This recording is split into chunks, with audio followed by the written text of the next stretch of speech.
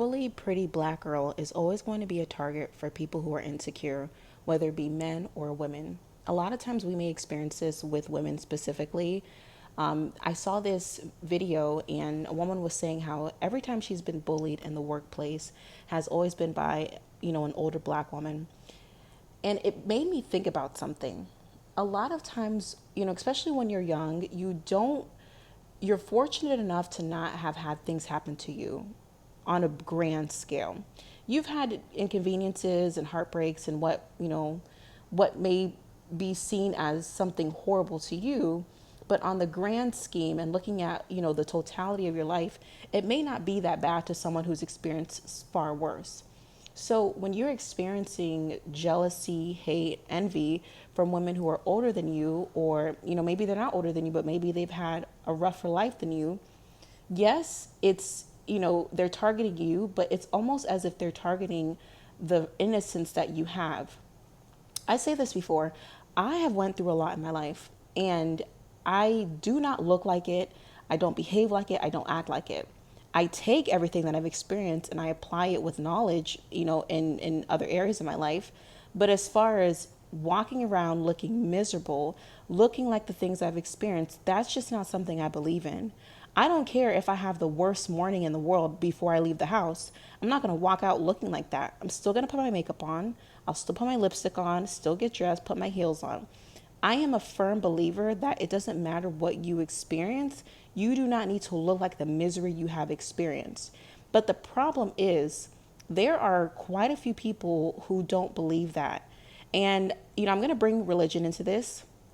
I notice a lot within religious communities or even like, I guess, ethnic families, because, it doesn't have to necessarily be religious, but there is like this belief that you have to suffer and you have to hide your beauty, you have to hide your happiness, you have to protect it because someone, one, if you have to hide your happiness because if people find out you're happy, then they're going to try to take it.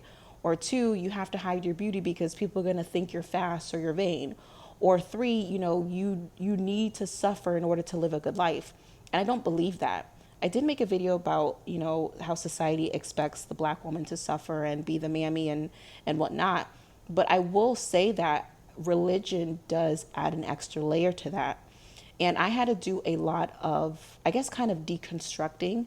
I do still have a very strong sense of faith and a higher power and God. And I do, that is something that's unwavering with me.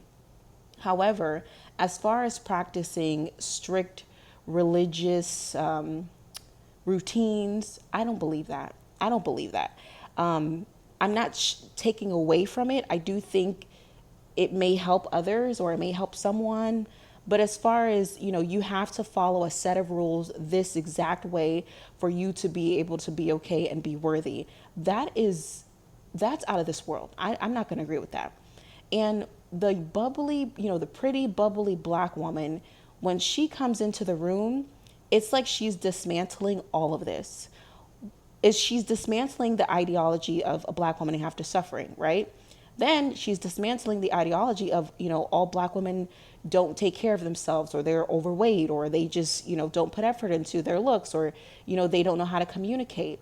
Then she comes in speaking very, eloquently and well put together. And even if she's not the most intelligent woman in the room, she still speaks with life and vitality. That again, it dismantles the concept of a black woman just being, mad, miserable, bitter, and angry. So you will become a target when you are the pretty, bubbly black girl. And I'm going to say this and I'm going to hold your hand. You guys know I love you. I really appreciate you for being here. It's not going to get better. What do I mean by it's not going to get better? When you are the pretty, bubbly black girl, it does not get better in the sense people are still going to find a reason to target you. However, you can navigate yourself into different environments where you will experience that less. But I'm going to, I like to be honest and real with you and just kind of prepare you for what's to come. When you are the bubbly, pretty black girl, you're going to be targeted.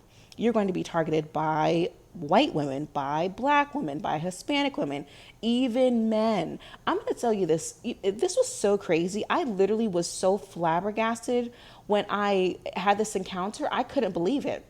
So I was in the grocery store and I was getting like, a pre-made salad. And I was on the phone with my sister and I was telling her, you know what? I don't know, just lately I've been really into salads, just really been into juicing. And this was when I was just starting my wellness journey, just starting, my weight loss journey. As you know, I used to weigh 234 pounds and I lost over 90 pounds naturally without a GLP-1, without a shot, without a pill, without a gastric sleeve.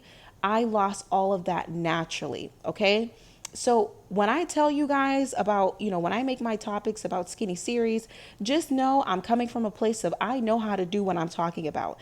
And I've experienced both extremes. I've experienced extremes of being severely overweight, overlooked and mistreated. And I've experienced the extreme of you lose all the weight, you're still the same girl. However, your features are able to pronounce more. And that's when things start to change for you. So again, the skinny series topics, the videos, I'm speaking from a place of knowledge. I'm speaking from a place of experience. It's not theory. It's not a what if. It's not a I think. It's a I know. Back to what I was saying. So I was having a conversation with my sister, and I was in the grocery store, minding my business, had on the phone. I wasn't on speaker. I was just talking into the phone. And this older black man behind me says, yeah, but you're still a blank N-word. I could not believe that. Never in my life had I ever experienced that. And it's crazy because people, when they talk about racism or microaggressions, it's always targeted towards, it's always a white person doing that. I'm going to tell you this, being in the South, I've experienced microaggression and racism, and it has not always been from a white person. Maybe that's a topic we need to talk about on a different day. Comment that down below if you want to know my insights on that. But I just was so floored. I had to take a step back, what? And I looked back at him and he looked at me like, yeah, I said it. Obviously I didn't engage with that. I think I was on a live when I said I'm not a fighter. I'm not someone who's going to start arguments out in public and this and that. I will walk away. I will, a lot of people will think that by you walking away, it means you're weak. No, by you being able to execute silence beautifully and walk away from situations, you will always remain in power. So anyways, I did not engage with that, but it just blew my mind so much how, and again, people tell me that one thing I used to hear growing up, which is really irritating, is people would call me an Oreo. And if you guys know what that means, is you're black on the outside, but you're white on the inside. Anyways, I notice I do speak in a almost kind of almost like a Valley Girl, a sense of tone sometimes. It's just something that pops out. I don't know. I mean, I grew up in the suburbs. That was just, I guess, the conversations that I was hearing when you're growing up in your formative years. That's how you begin to speak. Even with code switching, I can code switch, but it's not even like a real code switch, if that makes any sense. Again, that conversation with my sister was just me having a bubbly talk with my sister.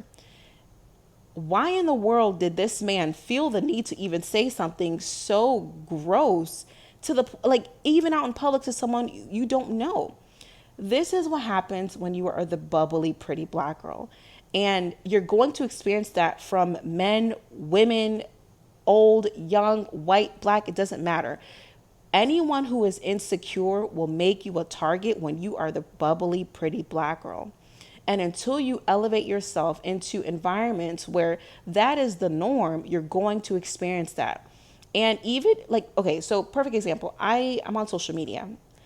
Even though I moved myself into an area where I can comfortably be who I am in my core, which is the bubbly, pretty black girl. So in my day-to-day life, no, I don't experience that target or people who are insecure. Online, though, you will still experience that. I've still experienced that. It doesn't happen to the point where it makes me want to log off and disappear, but it just goes to show you an example of what I mean by that. When you are the bubbly, pretty black girl, you're going to experience that. Don't let that change who you are. A lot of times people will say, oh, well, since I got so much flack when I was this person, I'm going to change and become this person. If you are ever going to change your character, change your traits, change your personality, make sure it is only off of your own will, your doing, and your catalyst. Don't let an experience from an outside person, friend, family, place of business, place of work. Don't let that deter and change you from who you are at your core. I hope you really find encouragement with this message. And if you are the bubbly, pretty black girl, if you've experienced anything similar to this, comment that down below so we can get this conversation going. Make sure you shop maincharacterforever.com to get your level up guides. Also, make sure you join the lives because we will be going live very frequently. And I love you, diamonds. I'll be talking to you soon.